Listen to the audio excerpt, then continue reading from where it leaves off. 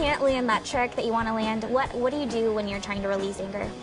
I've recently tried to stop doing the whole like freak out thing and screaming my head off and throwing my board around.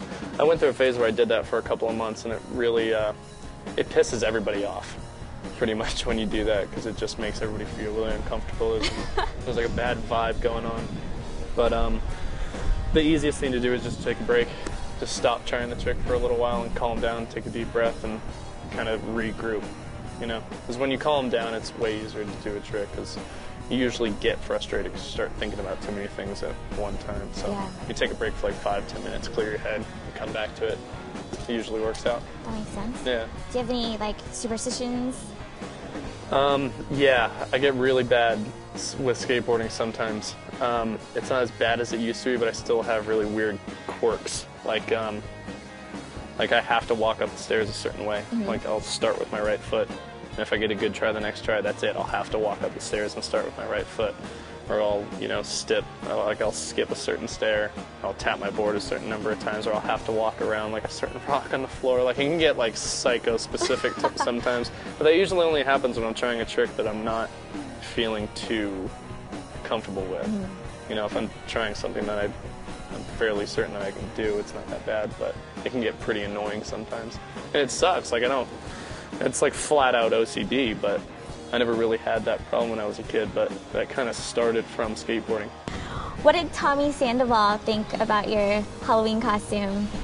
That was the funnest Halloween costume I've ever done in my life, and Halloween's my favorite holiday, and I love getting ready for Halloween. Like, I'll plan the whole year in advance and try and get ready for it. But I had the most fun getting ready to be Tommy, because it's so funny. Like, I got a caveman wig, and I was skating the whole demo with a banana, and I found this really big muscle chest, and me and Brockman found a photo of his Die Trying tattoo on his chest and traced it perfectly with a Sharpie marker. And we took some photos side by side, and it looked perfect. Just like it. It was so funny. I skated the demo in sweats. He skates demo sometimes in sweatpants, and everybody's just like, why is he skating in sweatpants? What was his reaction? Did he know that you were going to dress up? No, he had no idea. I didn't tell anybody on the trip. Brockman was the only dude that knew that I was going to dress up as Tommy, and I intentionally lagged when we were dressing up before each demo on this Halloween tour, and I just skated into the skate park, and he just started dying laughing. Everybody loved it. It was great. So he might dress up as you this year, maybe. He better. He should. You'd think that he would. Yeah, right? For real friends, he should dress up as me. What do you think about the Maloof Money Cup? I was really drawn to the Maloof Money Cup because I always felt that it encompassed everything that a skateboarding contest should have. I didn't feel that a skateboarding contest should be one person taking a run.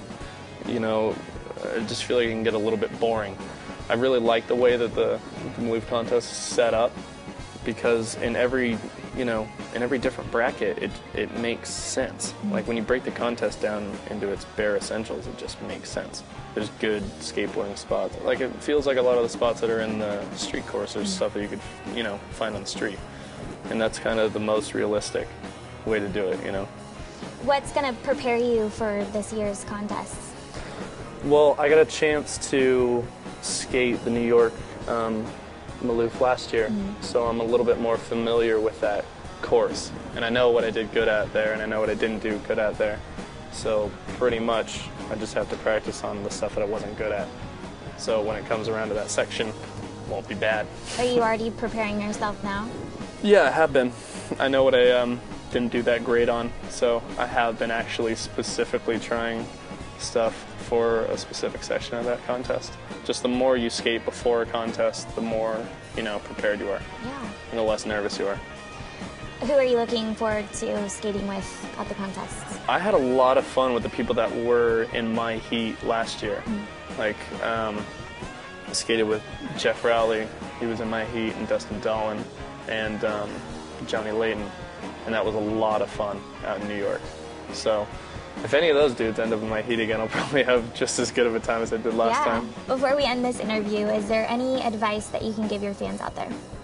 Yeah, I think the best advice that I could give anybody is just to stay as open-minded as possible. Take a risk, do some new things that you didn't know that you think that you could do, And most of the time you'd be surprised with yourself of what you're actually capable of doing.